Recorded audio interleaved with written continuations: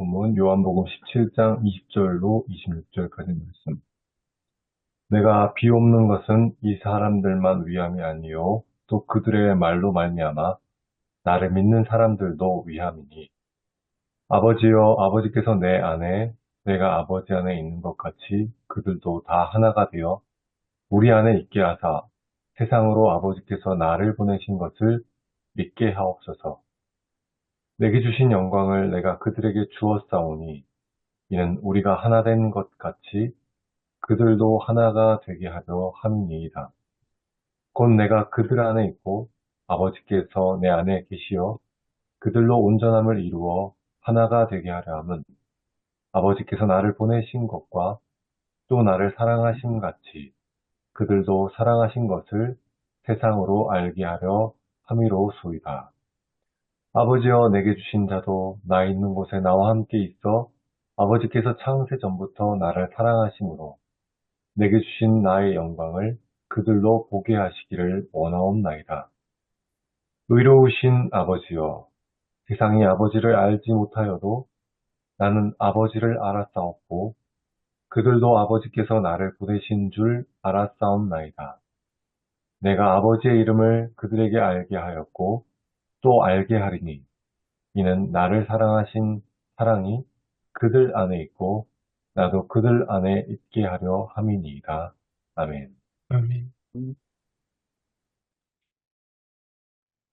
오늘 제목이 교회의 일치가 세상에 주는 메시지입니다. 본문은 조금 전에 읽은 요한복음 17장 20절에서 26절이고요. 주석을 쓰신 분은 우리 평택대학의 김동수 교수님입니다. 오늘 설교 착상에서 본문 읽기에서 언급되는 내용은 이 요한복음에 나오는 예수님의 설교와 고별 기도에 대한 이야기입니다. 예수님의 설교가 14장에서 16장에 걸쳐서 나오고 그리고 마지막 17장에 고별 기도가 나오는데 흔히 이제 대제사장적 기도로 알려져 있습니다. 그리고 이 고별 기도의 주제들은 영생, 영광, 보존, 거룩, 일치 등 여러 가지가 있는데 그중에 핵심 주제는 일치입니다. 요한복음 17장 1절에 처음 시작해서 오늘 저희들 읽은 본문의 이제 핵심이 되는 내용입니다. 근데 이 일치라는 의미가 우리가 생각하는 그런 의미하고 본문에서 말하는 의미가 다른 점이 있어서 본문에서 말하는 일치가 어떤 의미인지 저에게 고찰해 봐야 된다고 언급을 하고 있습니다. 역사적 문학적으로 본문 읽기 보시면 이제 고별기도의 전체 구성은 이제 17장 1절부터 5절까지 자신의 관계된 기도, 그다음 6절부터 19절이 이제 예수님의 제자들을 위한 기도가 나오고 저희들이 읽었던 20절에서 26절은 제자들의 일치를 위한 기도가 나옵니다. 본문을 좀 더 세부적으로 나누면 크게 두 부분 나눌 수 있는데 첫째 부분 20절에서 23절까지가 두 세대 제자들의 간의 일치에 대한 이야기고요. 그 다음에 24절부터 26절까지가 예수님과 제자들의 상호 내수에 관한 이야기입니다. 20절, 21절, 22절에서 23절은 이제 예수님께서 두 세대 이 제자들의 일치를 이야기하셨고요. 그다음 24절에는 예수와 제자들의 영원한 동맹, 25절은 예수와 아버지의 긴밀한 관계, 그리고 26절은 예수의 과거 사역과 미래 사역의 목적에 대해서 이야기를 하고 있습니다. 위에서 두 세대 제자들 간의 일치라고 이야기했는데 요한복음에서 요한은 1세대 제자들, 그러니까 예수님 말씀을 들었던 제자들과 2세대 제자들, 그 제자들의 말을 들었던 제자들 이렇게 구분을 해서 이야기를 하고 있습니다. 이 두 세대 간의 일치를 이야기하고 있다는 거죠. 그리고 21절에서 23절 핵심 내용은 이제 두 세대 간의 일치, 1세대 제자와 2세대 제자 간의 일치에 대해서 이야기를 하는데요. 제자들의 일치는 성부 하나님과 성자 예수의 일치를 모델로 하고 있습니다. 이 일치를 통해서 세상은 예수가 하나님의 보내심을 받은 분이라고 인식하게 된다라고 이야기를 합니다. 그리고 제자들의 일치는 본문에 의하면 사람들에게 보이는 것이므로 그리고 교회의 일치다라고 이야기를 하고요. 그리고 본문에서 사용되는 일치란 말, 헬라어는 헨이고 히브리어는 야하드인데요. 근데 예수님 당시 쿰난 공동체에서 하나님의 백성을 가리키는 공동체의 의미로 사용된 단어이기도 합니다. 그래서 제자들이 서로 사랑하는 것을 보고 사람들이 그들이 예수의 제자인 것을 알듯이 제자들의 일치를 보고 세상이 예수가 하나님이 보내신 것을 믿게 된다.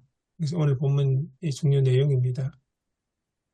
본문에 제시된 일치는 인격체 상호 내수, 성부 하나님과 성자의 일치 다루고 있고요.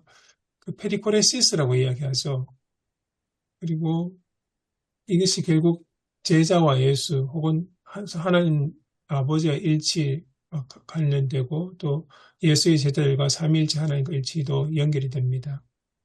그렇게 볼 때 이제 이 일치는 이 땅에서 이루어질 뿐만 아니라 이 땅에서 삶이 끝난 뒤 그 이후에도 계속해서 이어지는 것으로 볼 수 있습니다.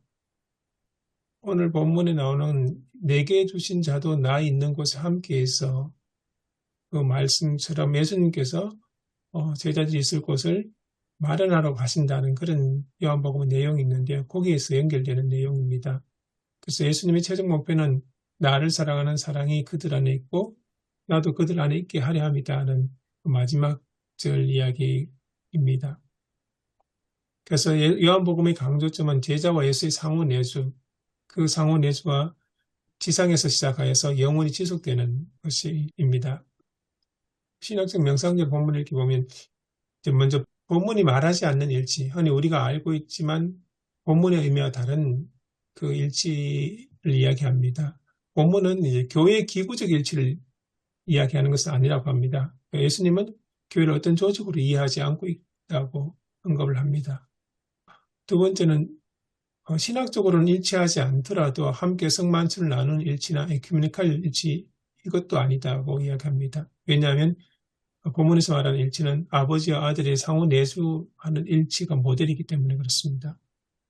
그리고 신비주의에서 일어난 신자와 하나님과의 신비적 일치 이것도 아니라고 합니다. 왜냐하면 믿지 않는 사람들 역시 제자들의 일치를 보고 예수를 알게 되기 때문에 그렇습니다. 그렇다면 본문이 말하는 일치가 무엇이냐 했을 때 네 가지를 이야기하는데요. 인격체 간의 관계적 일치, 그리고 두 번째는 삼위일체 각 위격 간의 상호 일치, 그리고 교회로서의 일치. 본문의 문구가 그대로 인용을 했는데요. 이것은 근본적으로 인격체 간의 상호 일치이기에 보이는 것은 아니지만 그들의 일치된 행동이 삶으로 보이게 되어 있다. 그런 의미에서 교회의 일치 이야기를 합니다. 그리고 윤리적 일치라고 하는데 여기서 윤리적이라는 말은 제자들과 상호 간의 사랑의 일치를 이야기합니다. 그래서 본문에서 말하는 일치가 이런 의미를 가지고 있다라고 이야기를 하고 난 뒤에 그러면 이제 설교를 위한 제언으로 넘어갑니다. 본문에 나타난 예수가 꿈꾼 일치를 위해 기존의 개념에서 무엇을 교정해야 할까? 우리가 평소에 알고 있던 일치라는 개념에서 무엇을 수정해서 바로잡아야 될까 하는 그 이야기입니다. 그래서 첫 번째가 일치의 근원은 인간 사이의 일치가 아니라 삼위일체 유격 간의 일치이기에 일치를 위한 인간적 노력에 앞서 삼위일체의 관계에 대한 깊은 이해가 있어야 한다. 삼위일체에 대한 이해가 먼저 전제되어야 된다라고 언급을 하고요. 두 번째는 이제 삼위일체 위격 간의 일치를 모델로 서로 다른 제자들의 1세대와 2세대의 제자들이 교회를 형성함으로써 일치를 이루는 것이다. 세 번째는 완전하게 이루어진 교회로서 일치는 세상이 보고 그것이 신적인 일치라는 것을 알게 되어 있다. 세상이 볼 수 있다는 점입니다. 이런 점에서 이제 우리 일치를 바로잡아야 되는데 마지막으로 설교 구성을 위한 제안을 해주셨습니다. 첫 번째 서론에서는 본문의 핵심적인 주제인 일치가 무엇일까에 대한 언급을 하라고 하고요. 그리고 본론에서는 이제 크게 세 부분 나눠서 교회 일치의 모델로서 삼위일체적 일치, 두 번째 삼위일체적 일치를 모델로 한 예수가 꿈꾼 교회의 일치, 그 세 번째 교회의 일치를 보고 세상은 감동받기 마련이다. 이런 주제를 본론으로 전개하고 마지막으로 결론으로는 교회의 일치를 통해 세상에 예수를 보여주자 이렇게 정리하라고 제안을 하고 있습니다. 이 제안에 따라서 우리 손은기 목사님께서 설교문을 작성하셨습니다. 그러니까 도입의 부분에는 처음에는 이제 송기 목사님이 4년을 위해서 기도했던 그 이야기를 예를 들면서 그 예수님의 고별 설교의 주제들을 소개하고 고별 기도의 주제들을 소개합니다. 그러고 나서 이제 크게 세 부분 앞에서 제시한 대로 첫 번째 예수께서 말씀하신 일치는 삼위일체 하나님의 온전한 일치입니다. 라고 해서 상위 구루적 일치, 페리코레시스에 대한 설명을 하고요. 두 번째는 이제 예수께서 말씀하신 일치는 제자들의 일치를 의미합니다. 그래서 성부와 성자의 하나됨이 곧 예수와 제자들의 하나됨으로 예수가 하나님으로부터 왔음과 아버지의 사랑을 알게 하는 것으로 이렇게 발전된다고 설명하고 있습니다. 그리고 제자가 주 안에서 하나 되는 것은 이 세상에 하나님의 일하심을 보여주는 것이다 라고 정리를 하십니다.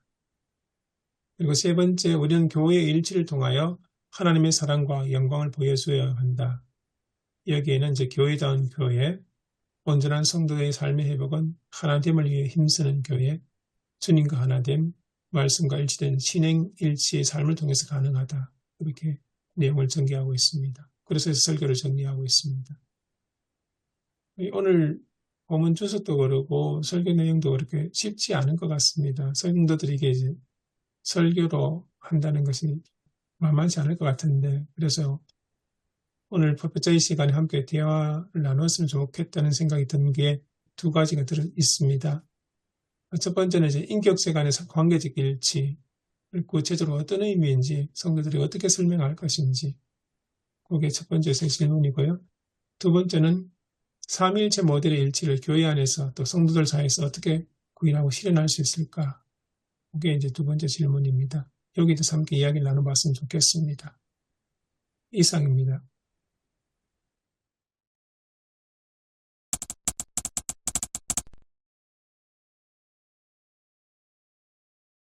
성도들이 삼위일체라는 것은 기본적으로 많이 들어봤을 것 같은데 그걸 제대로 이해를 하고 있는지 거기 좀 의문스럽고요. 그런 의미에서 오늘 본문을 가지고 그 삼위일체의 일치를 이야기하면서 교회의 일치, 성도들의 일치, 제자들의 일치까지 이야기를 한다는 게 쉽지 않을 것 같다는 그런 생각 들었습니다. 그래서 이제 조금 질문 드리고 싶은 것은 성부와 성자, 성령의 삼위일체의 인격체 간의 관계적 일치. 오늘 본문에도 나왔는데 내가 아버지 안에 있는 것 같이 이렇게 표현된 부분들을 어떻게 성도들에게 설명할 수 있을까? 그걸 성도들이 이해할 수 있는 눈높이에 맞춰서 설명하면 좋을까? 그런 질문이 들었습니다. 그러니까 그 삼위일체도 아직 똑부러지게 말하기 어렵잖아요. 교인들한테도 그렇고. 제가 얼마 전에 또 어떤 목사님 설교를 들었는데, 삼위일체를 설명하시는데, 그 뭡니까? 양태론적 삼위일체를 얘기하시더라고요. 아주 그냥 당당하게 말씀하시고, 그게 삼위일체라고 얘기하는데, 목사님들도 그런 분들이 꽤 있다는 얘기잖아요. 그런 상황에서 삼위일체적 일치를 얘기하는 게 정말 어렵겠다. 그러니까 뭐 집에서는 아버지고 뭐 교회에서는 목사님이고 노예 가서는 또 노예장이고 뭐 이런 식으로 얘기를 그게 삼위일체다 이렇게 아주 그냥 대놓고 말씀하시더라고요. 진짜 양태론이에요. 네. 틀렸죠, 그러면. 또 노예장까지 하신 분이 그렇게 얘기를 하시니까. 아마 삼위일체로는 신학적으로 어떤 방식으로 설명해도 대체로 양태론에 빠지기 쉽지 않겠나 하는 생각이 들었습니다. 네. 여러 가지 비유를 들고 있는데. 그래서 오늘 주석 쓰신 교수님한테는 이제 일치를 뭐 핵심 키워드로 놓고 말씀하셨지 않나 싶은데, 우리 최영재 목사님 본문 쭉 읽고 주석 설명하실 때 저는 같이 요한 1서 4장을 같이 한번 봤습니다. 내용은 같은데, 요한 1서 4장은 굉장히 우리에게 익숙한 그 구원 중심으로 하나님이 예수 그리스도를 이 땅에 혹은 우리에게 보내주셔서 그 사랑을 드러내셨고, 그리고 예수님이 구체적으로 하나님의 사랑을 또 보여주심으로써 희생 제물이 되셨고, 그러면서 이제 요한일서 4장 12절을 보니까 우리가 서로 사랑하면 하나님이 우리 안에 머물러 계시고 또 하나님의 사랑이 우리 안에서 온전히 이루어진 것입니다. 이 설명이 오히려 참 쉽다는 생각이 들었습니다.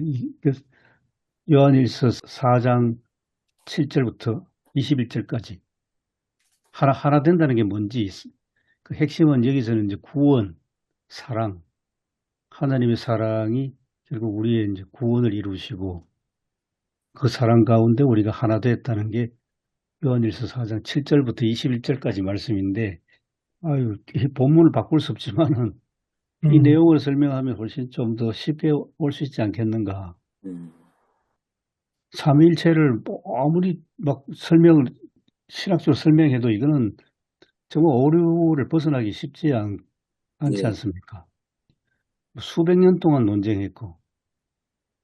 그러니까 이제 성부, 성자, 성령라고 했을 때 성부 하나님, 성자 하나님, 성령 하나님 한 분 한 분이 온전하시잖아요. 예. 온전하신 분들인데 또 하나가 됐다라는 얘기인데, 근데 이게 삼일체적 하나일치를 얘기할 때 그럼 교회도 이게 여기서부터 이제 틀어지는 거죠. 예. 교회가 하나 된다 그랬을 때는 뭐 교회 안에서 교인 한 사람 한 사람이 온전한 사람들이 하나가 된다 이렇게 말할 수 없는 거고, 교회 간의 하나를 얘기할 때도 이 교회도 온전한 교회고 이 교회도 온전한 교회인데 온전하지만 하나가 된다 이렇게 말할 수 없는 거잖아요. 이미 거기 전제가 우리는 온전함이 없잖아요, 우리한테는. 근데 삼일체 하나님은 세 분 하나님이 다 각자 온전하신 분들인데, 벌써 여기서부터 이게 삼일체적 일치로 간다는 게 여기서부터 좀 뭔가 맞지 않는 그런 유비가 아닌가 이런 생각이 들거든요. 맞아요. 뭐 교리사를 잠깐 돌아보면 삼일체 하나님 교리가 그 라틴말을 쓰는 쪽으로 가면 아무래도 하나 된다는 일치에 중점을 두니까 온전한 셋이 어떻게 하나가 될 수 있을까? 그 논리를 따지다 보니까 성부 중심으로 예, 가니까 성자, 성령은 종속이 돼버리는 예, 그런 일치로. 그 이제 양태론이 전형적이거든요. 20세기 칼발트도 마찬가지로 양태론이라고 막 몰토마니 비판을 했고, 이게 이제 서방 신학이고, 동방 쪽으로 가는 것은 헬라어 쪽으로 가면 이제 온전함을 강조하니까 이게 삼위일체보다는 삼신론 쪽으로 많이 예, 가거든요. 그래가지고 이게 또 삼신론을 빠지니까 또 이제 그것도 이단이 되고, 그렇게 복잡하게 뭐 그 말 같은데 그렇게 내려오다가 결국은 신성에 있어서 일치가 된다. 이제 이게 이제 삼일체에 하나의 합의된 건데, 그렇네요. 삼일체도 니케아 325년 니케아 회의에서 결정할 때도 결국은 우리를 구원하시는 예수는 그리스도 하나님이셔야만, 그래야만 우리 사람을 구원할 수 있지 않냐, 그런 논리가 강했거든요. 특히 아타나시우스에. 그런 점에서 예수는 그리스도시고 하나님이시다. 그리스도의 신성을 분명히 하니까 이제 거기서 이제 해결이 되기 시작하는. 그래서 이제 삼일체론 가지고 수백 년 동안 싸울 때 핵심은 하나님은 분명히 하나님이신데 예수 그리스도와 하나님은 어떤 관계시냐? 예수는 사람이고 하나님이시란데 그거 가지고 계속 싸워왔거든요. 성령론은 별로 안 나타났고, 예, 성령은 381년에 콘스탄티노플 회의에서 그냥 그 성령은 같이 온 거고, 그래서 이게 삼위일체 가지고 설명을 한다는 것은 교인들에게 이해도 잘 안 되고 헷갈리기만 하고 그럴 것 같습니다. 이 참 본문이 어렵네요. 그래서 아까 금방 봤던 요한일서 4장을 좀 우리가 좀 가져와서 성부, 성자, 성령 일치를 생각하면 각각 온전하신 하나님이신데 사랑 안에서 하나가 됐다. 삼신론에는 안 빠지고 그 사랑을 강조하고 그 사랑 가운데 우리의 구원이 왔다는 그쪽으로 가면 좀 이해가 되지 않을까. 그 생각도 해봤습니다. 그러니까 사랑 안에서 하나가 된다라는 거를 성부, 성자, 성령 세 분 하나님은 우리가 이제 사랑으로 하나 된다 그랬을 때 성부, 성자, 성령 세 분 하나님은 언제나 어디서나 또 이제부터 영원까지 늘 사랑 안에 계시기 때문에 하나가 되신 분이다. 뭐 이런 뜻으로 봐도 되겠죠. 예. 근데 우리는 이제 그렇게 못하잖아요. 우리는 가끔 그 사랑 안에 참여하긴 하지만 그렇지 않기도 하고. 그래서 우리는 온전한 일치를 이루지 못하는 상황. 예. 그렇죠. 요한일서 4장도 보면 우리가 하나님을 사랑한 것이 아니라 하나님이 우리를 사랑하셔서 예. 하나님의 아들을 우리 죄를 없애주는 희생물로 삼으셨다는 게 있습니다. 사랑. 예. 그 하나님의 사랑을 이렇게 우리가 받은 사랑을 드러내고 정언하는 삶 가운데 하나님이 우리와 함께 계십니다. 이제 그런 내용이 요한일서 같습니다. 또 하나는 그 삼위일체 교리 과정을 생각하면 기독교가 처음 시작한 뭐 유럽 교회들은 이 성령에 대해서는 별로 관심이 없을 정도로 예. 논쟁이 대상이 안 됐거든요. 예. 성부 하나님과 성자 예수 그리스도의 관계가 어떠냐, 그거 규명하느라고 몇백 년 보냈는데, 그러니까 성령은 부수적으로 따라오는 듯한 그런 인상이고, 근데 거기에 비해서 우리 한국 교회는 보면 처음부터 이 성령의 역사가 굉장히 강했고, 성령의 역사로 예수가 누구신지 깨달아 하니까 거기서부터 막 역사가 일어난, 특히 1907년 평양 장대현 교회에서 성령의 역사로, 요즘처럼 그때 성령의 역사는 교회 부흥이나 양적 성장은 결코 아니고요.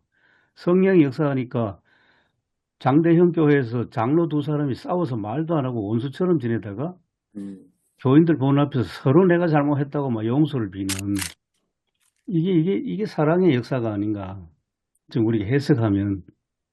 그리고 성령의 역사를 하니까 내가 언제 어느 집 물건을 내가 슬쩍 가져왔는데 이제 그거 회개하고 그 물건 다시 되돌려주는, 이제 진짜 회개하는 거죠. 뭐 온갖 범죄를 다 막 토해내듯이 고백하고 그래 하면서 화해의 역사가 일어나고 진정한 회개가 일어나고 그렇게 해서 하나가 되는 것. 그 성령의 역사 정말 참 대단한 거였는데, 그렇게 좀 설명하면 교회 일치와 삼위일체를 설명할 수 있지 않을까 그런 생각이 듭니다. 그러니까 우리 한국교회는 특별히 성령의 역사, 그러니까 우리가 스스로는 하나 될 수 없는데 성령의 역사로 하나가 될 수 있다, 그런 말씀. 예. 그리고 이제 또 아까 교수님 몰트만 얘기도 하셨지만 몰트만은 좀 약간 삼신론에 가깝잖아요. 그렇죠. 그래서 공동체를 강조합니다. 예. 성부, 성자, 성령의 공동체. 예. 그 그래서 공동체가 어디로 가느냐? 하나님 나라로 간다. 예. 이 땅에 현실화될 때. 예. 그래서 제가 이해하기로는 마치 이제 우리가 월드컵 때, 2002년 월드컵 때 온 국민이 하나가 된 거, 예. 한 마음 한 뜻이 된 거, 그걸 이제 삼위일체하고 이렇게 연관시킬 수 있다, 이렇게 저는 이해했는데, 이제 다른 거는 뭐냐면 우리는 그때 잠깐 하나가 됐지만 잠깐뿐이었다는 거죠, 우리는. 근데 이제 성부, 성자, 성령 세 분 하나님은 그런 하나됨이 일시적인 게 아니고 영원한 하나됨. 그래서 오히려 뭐 삼신론이라고 봐야 되겠죠. 예, 몰트만도 대체로 그런 논점이죠. 그게 이제 저기 오리게네스로부터 쭉 출발하는 네.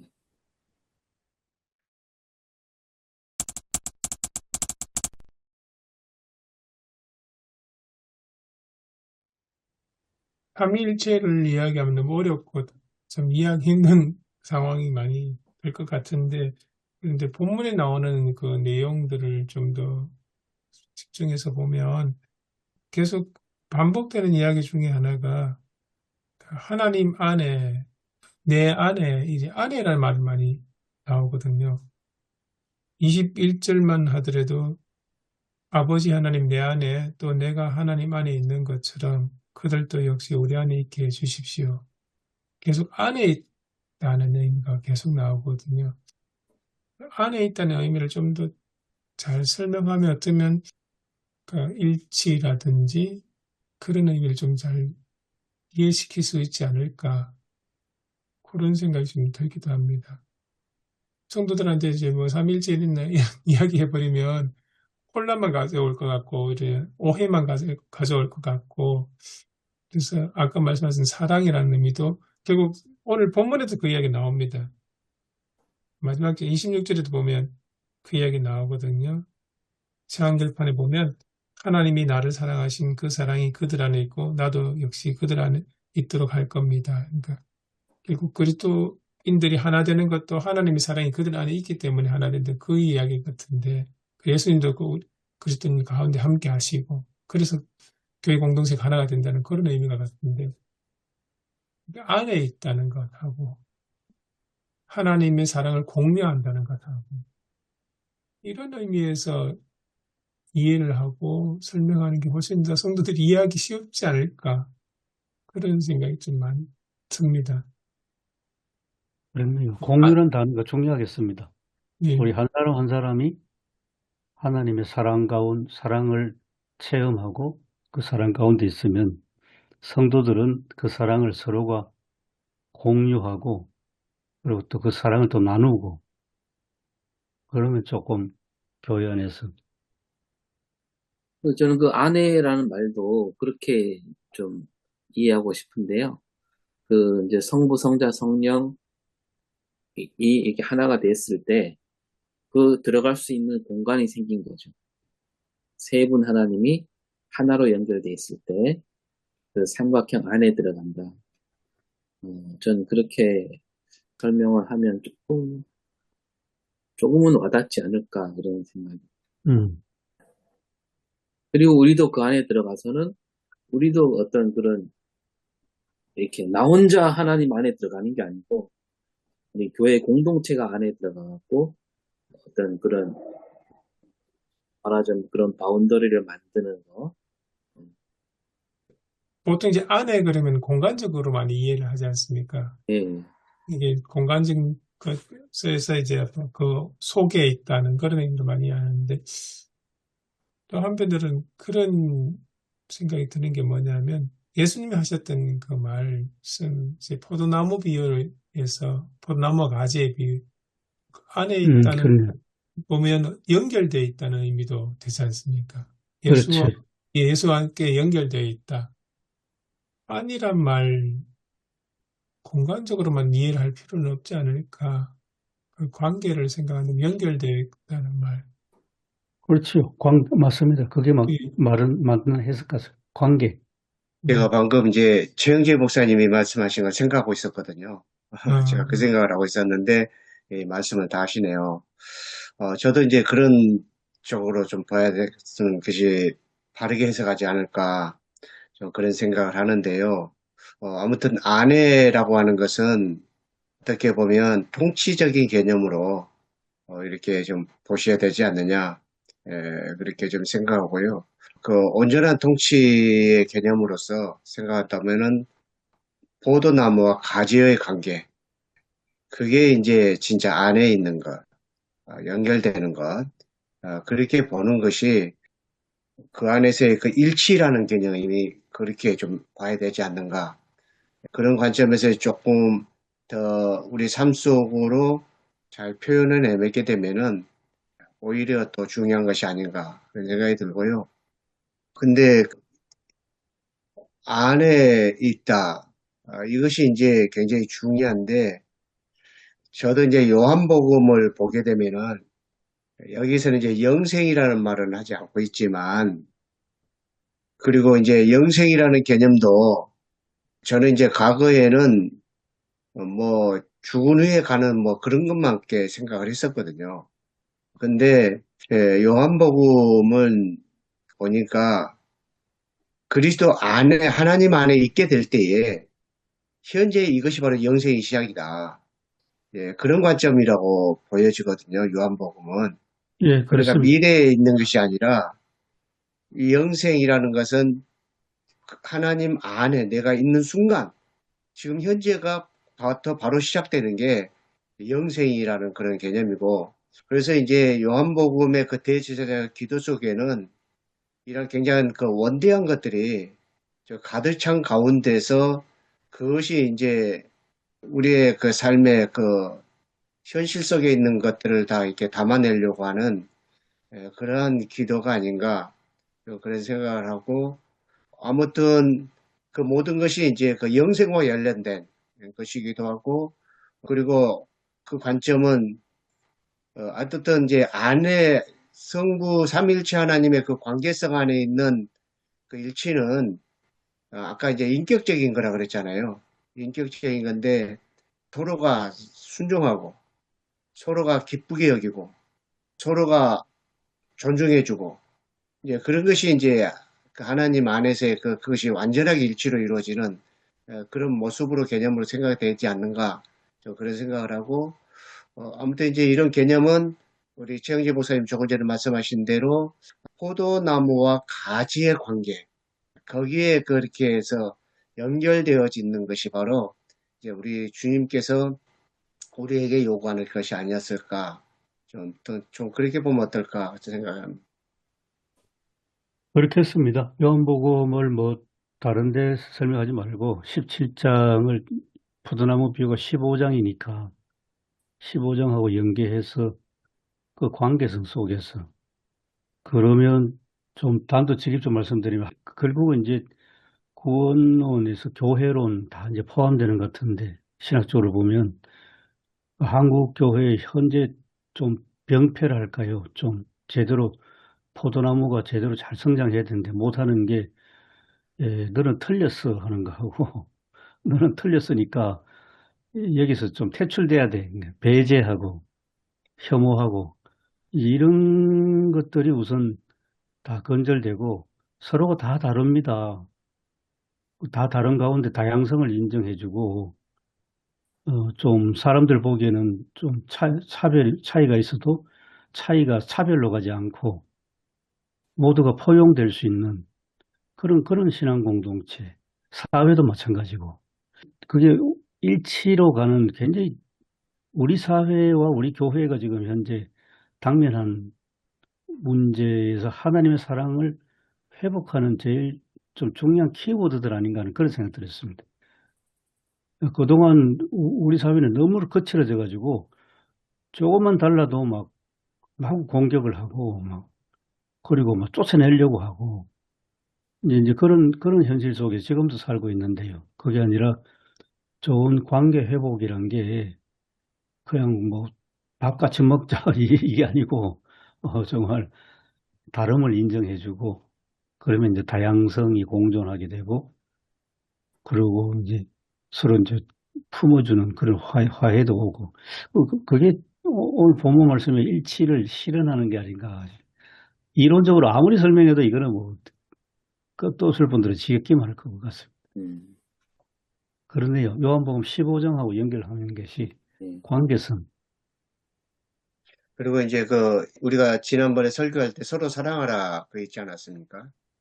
너희가 서로 사랑하면 그 사랑을 세상 사람들이 그것을 알면 너희가 내 제자가 될 것이라 뭐 그런 말씀이 있었잖아요. 예. 그래서 서로 사랑하는 그 관계가, 서로 사랑하는 그 관계가 나무와 포도나무와 가지의 그 관계가 되어야 되는 윤리적인, 그러니까 아까 여기 주석에서도 저는 이 김동수 목사님의 주석이 굉장히 훌륭했다 생각이 들었거든요. 그래서 저도 이제 이거 읽어보고는 굉장히 감동을 받았는데 어떻게 설명할 길이 없어가지고 예, 굉장히 좀 그렇게 했는데 전 이 주석을 굉장히 잘 훌륭하게 하셨다. 그리고 이해가 되겠고 또 현실감 있게 하셨다. 그래서 저는 그런 생각을 했었는데요. 아무튼 여기서도 보면은 이제 윤리적인 일치 그런 이야기도 했습니다. 그래서 인격 간의 일치, 윤리적인 일치 그건 결국 이제 서로 살아가는 내 주님의 마지막 그 제자들에게 유언하셨고 또 그런 관점에서 또 이제 기도하셨고 그래서 그렇게 연결도 해야 되지 않는가 그런 생각이 좀 들기도 하고요. 어떻게 하면 이제 부활절 마지막 주일이잖아요. 부활절 마지막 주일인데 이제 마지막 주일도 역시 부활절이잖아요. 예, 부활절은 일곱째가 다 부활절이잖아요. 부활절 우일고 아니고. 그래서 부활절이라 생각하고 부활절의 그 완성으로서 일치라는 개념을 좀 고민해야 되지 않는가 좀 그런 생각을 하고 아무튼 그런 관점에서는 정말 훌륭한 적절한 본문이다. 그러나 설교하기가 어떻게 하면 좋게 할지 좀 난감한 것 있기도 하고요. 그런 것 같습니다. 저는. 얼핏 지금 다음 주 본문 보니까 창세기 11장 바벨탑 사건인데, 그러니까 다다음 주죠. 예, 다다음 주. 성령 강림절에. 다다음 주인데, 이제 바벨탑 사건이야말로 서로 갈라지고, 서로 흩어지고, 모래알처럼 되는 그 사건 아니겠습니까? 근데 그 전 주인, 요번 6월 1일 주일이 서로 하나 되는 일치, 또 한편, 이게 굉장히 중요한 본문들이 연결되는구나 하는 생각이 들었습니다. 뭐 앞에서 이야기하시는 거 들으면서 무슨 생각이 들었냐면 서로 오늘 본문에 나오고 계속 말씀하셨던 사랑하고 포도 가지 비유를 이렇게 연결시켜 보니까 이런 생각이 들었습니다. 거기 포도 가지 비유 중에도 이제 포도 가지가 붙어 있는 것하고 떨어진 것하고 차이를 이야기하지 않습니까? 그래서 포도 가지가 살아있기 위해서는 붙어 있어야 되고 그 붙어 있다는 말은 원줄기로부터 뿌리로부터 계속 이어지는 수액이 계속 연결되어야 되지 않습니까?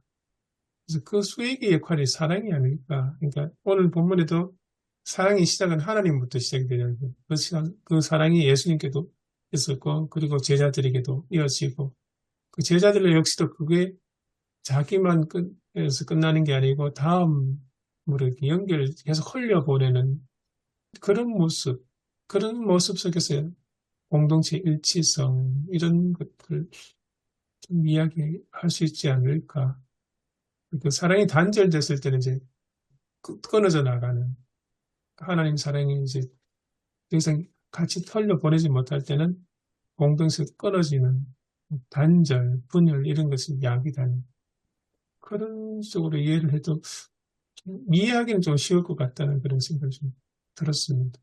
그렇죠. 그 뭐 연결해서 은유적인 표현인데, 포도나무 줄기에 가지가 딱 붙어 있어야 되지 않습니까? 떨어져 나가면 안 되잖아요. 붙어 있다는 것이 예수 그리스도 안에 있는 거예요. 줄기는 예수 그리스도고 가지는 우리 성도들이니까. 가지가 포도나무 줄기에 딱 붙어 있는 것, 그게 이제 그리스도 안에 있는 거고. 근데 그게 그냥 뭐 안에 있는 것이 아니라 수액이 생명의 젖줄이 계속 왔다 갔다 해야 되는데 그게 이제 은유적으로 표현하면 성령의 역사로. 어떤 일치는 성령을 하지 않고서는 일치가 어려운 것이 보는 것이 옳은 것 같습니다. 그렇죠. 성령에서 나가되어 성령의 역사로 사랑 가운데 거하는.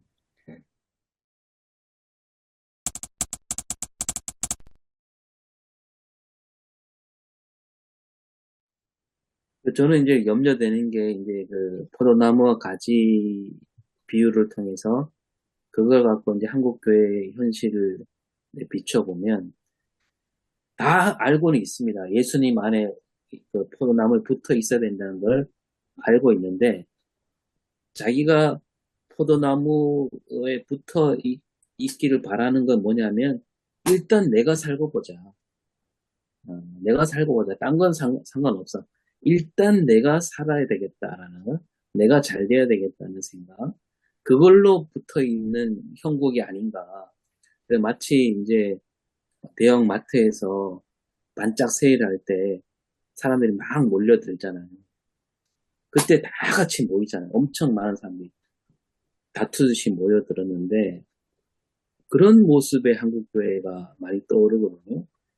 그래서 붙어 있기는 한데 아까 우리 문 목사님이나 또 최영근 목사 말씀하신 붙어 있기는 한데 내가 왜 여기 붙어 있는지 가지 하나하나는 생각은 같아요. 내가 살려고, 내가 뭔가 얻으려고 그런 생각이 있는 거지 다른 그 가지와 어떤 공동체를 이룬다 이런 생각이 없다는 거죠. 그게 우리 한국교회 현실이고 또 교회와 교회 하나됨도 마찬가지 아닙니까? 우리 한국교회 교회들은 다 일단 내 교회가 일단 잘 돼야 돼.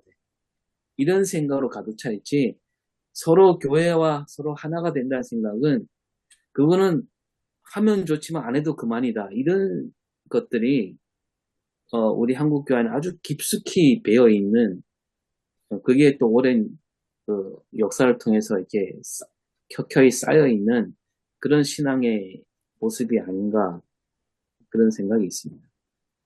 예, 바로 지금 말씀하신 그게 사실은 지난주에 그 주석하신 박정수 교수님, 예, 복음의 공공성, 네, 이제 신앙이 공적 신앙, 이거 엄청 강조하셨는데, 오 목사님 말씀하고 딱 일치되는 것 같습니다. 박정수 교수님도 주석하면서 한국교회의 교인들의 현실이 너무 모래알처럼 또 네, 파편화되어 있고, 그러다 보니까 굉장히 이기적인, 교회도 개교회주의고, 그렇죠. 그 제가 예, 이제 거문도 이제 6개 교회가 있는데 뭐 이런 말하면 좀 험담하는 것 같은데 그 6개 교회에 이제 있는데 육지에서 어떤 교회가 들어와서 봉사활동을 할 때 그 교회 6교회에 다 이제 혜택을 주려고 할 때 보면 목사님들이 일단 내 교회가 먼저 받으려고 하는 거예요.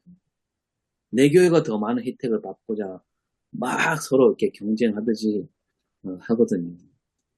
그렇게 해서 얻어내면 그 교회 교인들은 좋아하겠지요. 근데 과연 그게 정말 교회인가?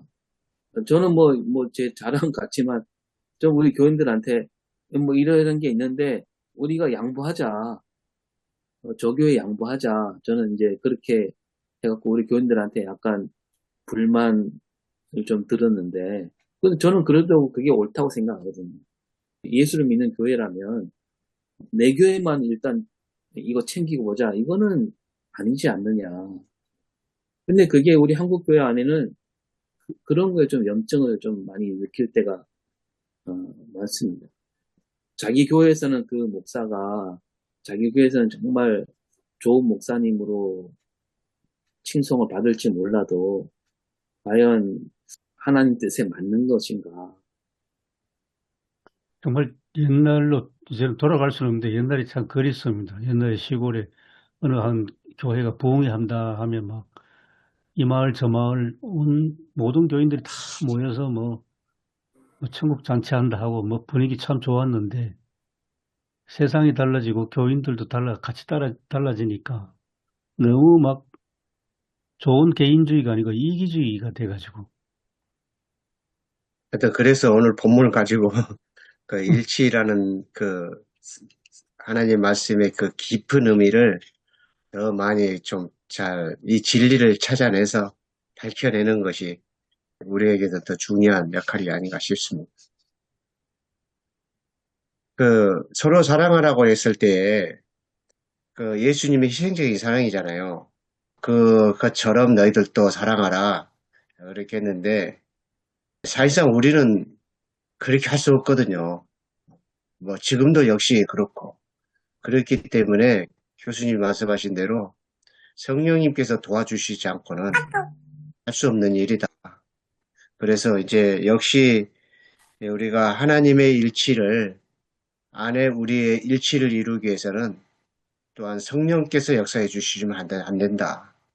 그것이 이제 오순절 성령 강림주일 이제 설교로 또 같이 연결돼야 되는 그런 것이기도 하고 그래서 아무튼 이 부활의 그 열매를 걸어가는 것, 이것은 정말로 우리가 꼭 해야 되는 하나님의 뜻이기도 하고 목표이기도 하시기 때문에 그걸 실현시키기 위해서 우리가 반드시 살아가야 되는 것은 분명하고 그런 교회가 돼야 되고 그렇지만 우리의 힘으로는 할 수가 없으니 성령님께서 도와주셔야 되겠습니다.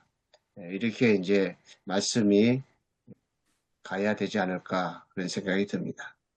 예, 정말 그렇습니다. 성령이 오셔서 사랑의 교회가 돼야 되고, 사랑의 사회가 돼야 되는.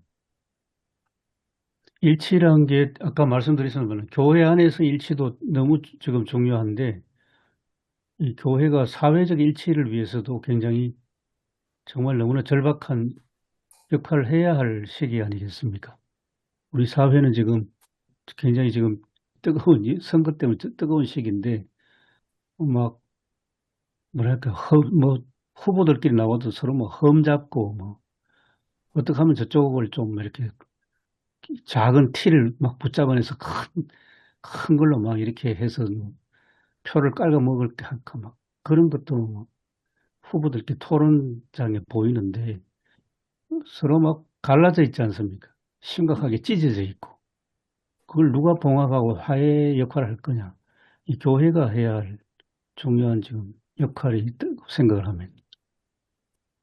아마 이번 주에 그 뭐 단일화 뭐 그게 결론이 날지 싶은데 단일화를 얘기하면서 그 단일화와 우리 오늘 성경이 말하는 일치 뭐가 다른가 이렇게 딱 접목을 시켜도 좋은 예가 되지 않을까 싶어요. 그렇네요. 예. 그쪽 단일화는 선거에서 예. 이기기 위한 단일화고. 그런 건 일치가 아니다. 예, 예. 근데 저는 이제 자꾸 이게 삐딱하게 이제 한국 교회 비판을 많이 하는데, 그러니까 우리 목회자들도 이를테면 뭐 설교는 뭐 그렇다 치더라도 이제 신방을 갔을 때 그 가정에게 주는 말씀이 과연 일치돼서 얼마나 말을 많이 하냐 이거죠. 신방 가서는 그걸 잘 못하잖아요. 사실 저도 잘 못하지만 일단은 뭐 일치보다는 그 가정만을 잘 되기 위한 그런 메시지를 많이 주잖아요. 그리고 교인들도 그걸 좋아하고 그런 부분이 전 되게 좀 마음에 이게 안 차는데 좀 신방 가서도 그분들이 좀 잘 받아들이지 않는다 하더라도 자꾸 일치를 위해서 이 가정이 해야 될 일이 뭐냐 뭐 그런 식의 어떤 그 메시지를 더 많이 해야 되지 않을까 그런 생각이 듭니다. 그게 복이다 이렇게 얘기해야 되는데 그게 안 되는 게 좀 안타깝다는 생각이 듭니다. 예, 맞습니다. 계속 같은 말씀이시죠, 그죠? 굉장히 어떤 이기적인 어떤 모래알 같은 그런 신앙. 그래서 한국 교회도 다시 이제 새롭게 나아가려면 교회가 익명의 신앙인이 좀 없어야 될 것 같은 거예요. 다 자기 이름을 가진 사람들인데 그 말은 뭐냐면 교회 구성 정도가 서로가 얼굴과 얼굴을 알고 같은 구역 식구들끼리 그래도 교류가 있고 옛날처럼 구역 예배도 드리면서 차도 나누고 그 정도는 교회가 돼야지. 요즘 도시교회들 특히 큰 교회들 보면 그냥 자기 혼자 살짝 예배 왔다가 익명으로 아무 소리도 안 내고 그냥 조용히 또 빠져나가고 나 뭐 할 일 다 했어 하는 식으로 그냥 참 그런 것 같아요. 자동차 타고 교회에 와서 살짝 예배 드리고 조용히 빠져나와서 차 타고 집에 가고 그게 다이면 그게 신앙생활의 전부다라고 생각을 하는 사람들이 점점 많아지는 것 같은데 보면 그럼 교회가 어떻게 되나 하는 생각을 자주 해보거든요. 또 교회에서도 보면 자동차 교통 이렇게 봉 들고 안내하는 그 집사님이 수고를 제일 많이 하시고 또 좀 나쁜 이야기지만은 그분들 교인들 사이 얼굴 많이 익히고 이름 알게 되면 나중에 중직자 투표할 때 또 플러스도 되기도 하고 이제 그런 걸 볼 때 아이고, 어디로 갈 거냐 하는 생각이 듭니다. 굉장히 이기적인, 다른 사람 얼굴을 뭐 쳐다볼 생각도 하지 않고, 예배 때 옆에 누가 앉은지도 관심도 없고, 그래서 한국교회가 이제는 좀 대형교회를 좀 깊이 반성하면서, 이제는 다 좀 대형에서 벗어났으면 좋겠어. 그러니까 대형 교회가 되는 길도 사실 그거잖아요. 일단 내교회 중심주의가 아주 강한 그 목회 방침이 그게 이제 대형 교회를 이루는 동력이 되는 거잖아요. 그렇게 안 하면 대형 교회가 되기 힘든데 저는 이제 제가 그런 설교도 했는데 저는 말씀드렸는지 모르지만 우리 조상이 누군가라고 했을 때 거슬러 올라갔을 때 다른 사람을 배려해주고 희생하고 이런 사람이 우리 조상인가? 아니면 일단 나부터 살고 보자. 이 사람이 우리 조상인가 했을 때 나부터 살고 보자 한 사람이 우리 조상일 가능성이 많다는 거죠. 왜냐하면 다른 사람을 배려하고 희생하고 이런 사람들은 후손을 남기지 못하고 죽었을 가능성이 많거든요. 그렇습니까? 그렇죠. 예, 예. 그러니까 우리 조상들은 아마 일단 나부터 살고 보자 한 사람이 우리 조상일 가능성이 많은데 저는 그래서 지금 살아남은 모든 사람들은 그런 후회일 가능성이 많은데 그런데도 우리 안에는 뭐가 있냐면 희생하고 배려하고 섬길 줄 아는 사람 그런 사람이 더 높게 여기는 그런 마음이 남아 있다는 거죠. 저는 그게 바로 이게 하나님 형상이 아닌가 그런 생각이 드는데 그러니까 하나님께서 우리 안에 그런 걸 귀하게 여기는 그런 마음을 이미 우리 안에 심어 주셨다. 그래서 이 하나됨도 마찬가지로 그냥 나 혼자만 생각하는 사람 그런 사람들이 많지만 그러나 그 안에 하나 되게 하는 그 어떤 그 하나님의 말하자면 유전자가 우리 안에 있지 않을까. 근데 오 목사님 그 하신 말씀이 막연한 이야기는 아니고요. 제가 이제 교회 역사를 이렇게 공부해 보니까 역사적으로 이제 판명이 됐습니다. 예를 들어서 서울에서 그 구한말 시대에 엄청난 부자였던 이회영, 또 안동의 석조 이상용 이런 분들은 1910년에 우리나라가 망하니까 아이고 이제 나라 독립을 위해서 만주로 가서 뭔가 해야 되겠다 싶어서 하여튼 수백억 요즘식으로 해도 뭐 수백억 넘는데 그 다 재산을 팔아가지고 신흥무관학교를 설립했지 않습니까? 독립운동을 했는데 그리고 나중에 이회영 자서전을 보면 북경에서 고생을 하는데 입고 있던 옷도 전당포 맡겨가지고 그러니까 옷이 없어가지고 밖에 나갈 수도 없는 참 그런 최후를 보내는 걸 봤는데 그런데 이제 상대적으로 이렇게 보면 서울에 이제 안동교회 같은 보면 그 당시 사대부 대감했던 유성준 그다음에 뭐 하여튼 몇몇 분들이 안동교회 설립을 하고 했는데 그 같은 고관대작을 지냈는데 그분들은 자기는 포기 안 했거든요. 그런데 이제 지금 역사는 이회영 또 이상용 이분들은 엄청나게 지금 우리가 다 존경받고 있는데 그런데 금방 말씀드린 안동교회에 그 몇몇 중요한 분들은 일제시대 때에도 자기들 포기하지 않고 잘 살았거든요. 자기도 받고. 그래가지고 친일 인명사진에 지금 등재되어 있습니다. 그분들은. 그래서 역시 역사가 후대 역사가 이제 기록으로 꼼꼼하게 잘 남기는구나. 네.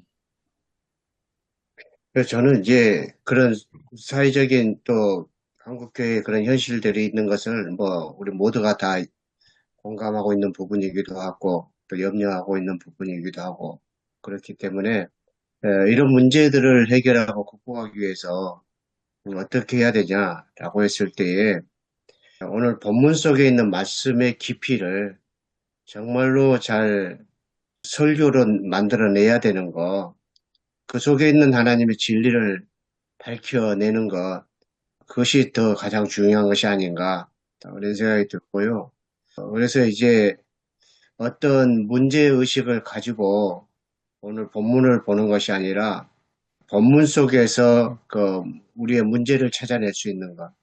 그런 관점으로 설교를 하게 된다고 한다면 설교의 순수성은 더욱더 유지될 거고 이렇게 해서 말씀이 잘 전파되고 또 그렇게 해서 여러 시일이 쌓여가면서 말씀의 내공이 쌓여질 때에 교회가 바로 또 잡아져 가고 온전하게 되어져 가고 한순간에 되는 것이 아니기 때문에 저는 이제 그래서 오늘 말씀을 가지고 어떤 비판적인 시각 가지고 막 보기보다도 말씀 속에 있는 진리가 무엇일까로 깊이 들어가서 그것을 이제 녹아내는 거 저는 그런 관점이 중요하지 않을까 저는 좀 그런 생각을 좀 해보긴 하거든요.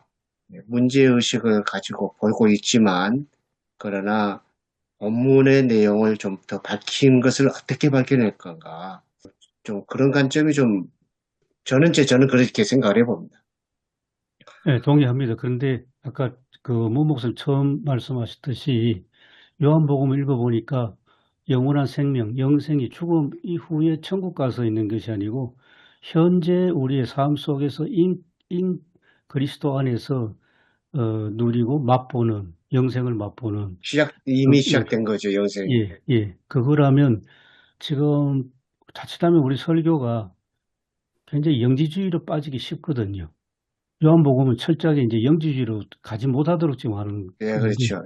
예. 그래서 과격하게 가는 것은 뭐 오히려 역작용도 일어나고 교인들도 굉장히 다 다양하기 때문에 늘 조심스러운 건데 그렇지만은 이 신앙이 추상적으로 흘러가 버리고 이제 역사와 아무런 관련이 없는 그런 어떤 영지주의식으로 가는 것은 우리가 늘 그것 또한 경계해야 되지 않나 하는 그런 생각입니다. 네, 맞습니다. 예.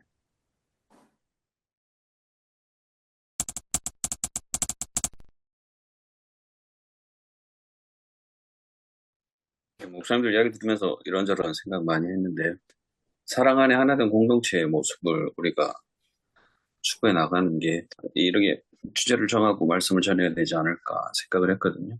그래서 과연 나는 공동체 안에서 정말 연합하는 모습을 보이고 있는가? 저 먼저, 그리고 성도님들에게도 이런 질문을 좀 중심으로 해야겠다. 그리고 내 말과 행동은 정말 복음을 증거하고 있는가? 그리고 나는 그걸 통해서 과연 희생하며 용서하는 삶을 사는가. 그러니까 연합하기 위해서 이런 전제 조건들이 필요한 것 같아요. 그래서 이번 설교 때는 과연 나는 연합을 위해서 무엇을 지금 희생하고 용서하고 그들에게 또 나의 말과 태도는 정말 그러한 복음을 증가하며 살고 있는지 일단 한 주간 제 모습을 다시 한번 되돌아보고 성도님들에게도 이렇게 우리가 그렇게 살아야 됨을 증거하는 설교를 준비해야 되지 않을까 하는데 결코 쉽지는 않을 것 같습니다. 쉽지는 않은데 많이 기도하고 또 많이 생각하고 또 고민하면은 더 값진 그런 설교가 또 나오지도 않을까 그런 생각이 듭니다.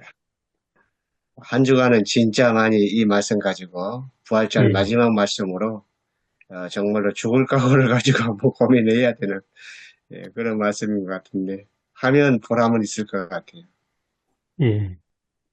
그 문재선 목사님 잘 짚어주셨는데, 이제 부활절 마지막 주일이다라고 했을 때, 우리가 부활신학이라는 것이, 오늘 말씀도 뭐 이제 연관이 되지만, 부활신학이라는 것은 우리 삶 속에 혹은 우리 교회 공동체 안에 예수가 다시 살아나는 것을 보여주는 게 부활신앙이잖아요. 사람들이 우리를 볼 때, 과연 그 2000년 전 예수님이 저들을 통해서 다시 나타나셨구나. 이걸 보게 하는 거. 그런 일환으로서 우리가 어떤 하나됨을 이루어야 되지 않느냐.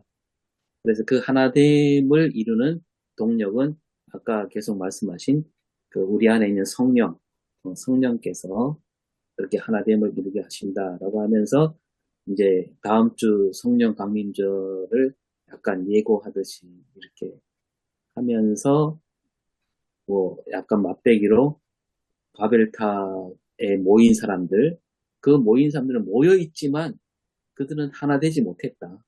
뭐 이렇게 좀 반증으로 얘기하면 좋지 않을까 싶습니다. 그렇네요.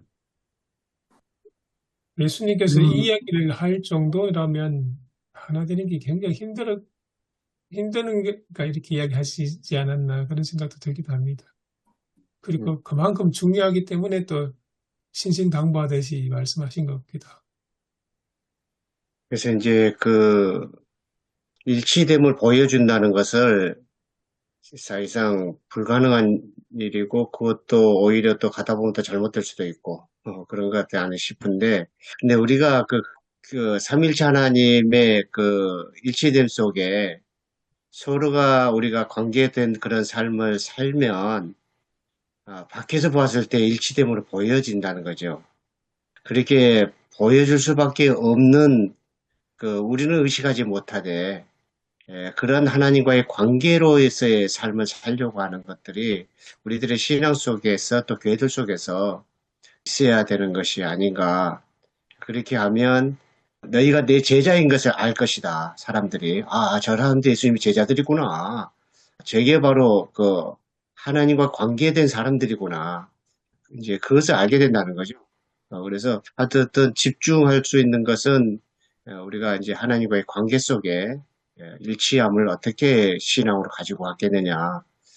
그것이 핵심적이 아닐까 또 그런 생각이 들기도 합니다.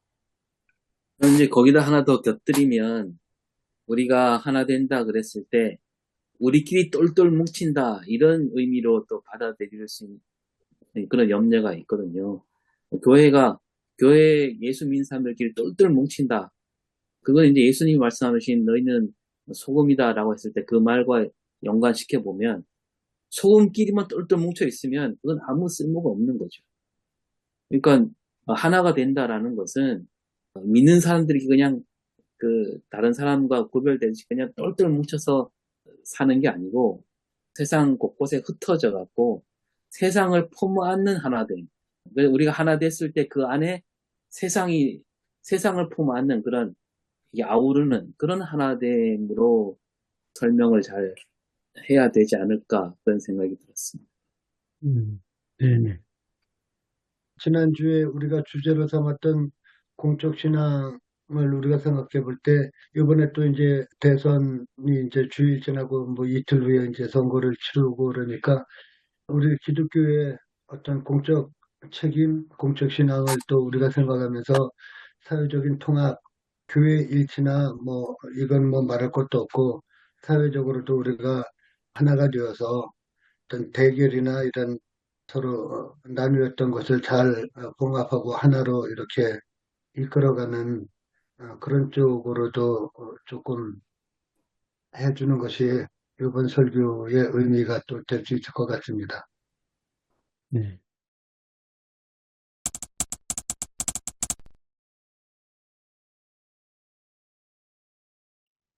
사랑과 은혜가 많으신 아버지 하나님, 오늘도 이 아침에 하나님 말씀을 함께 묵상하고 함께 나누면서 어떻게 하면 이 말씀을 저희 교회에서 설교를 할지 또 저희 교회에서 실천해 나갈지 고민을 했습니다.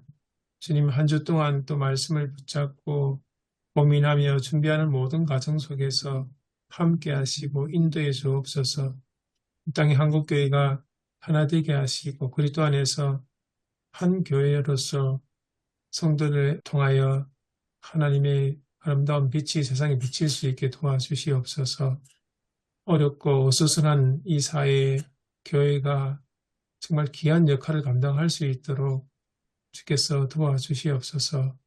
한 주 동안 목회하시는 우리 목사님들 늘 건강을 지켜주시고 목회를 위해서 수고한 그 모든 손길 위에 귀한 결실들이 있게 도와주시옵소서.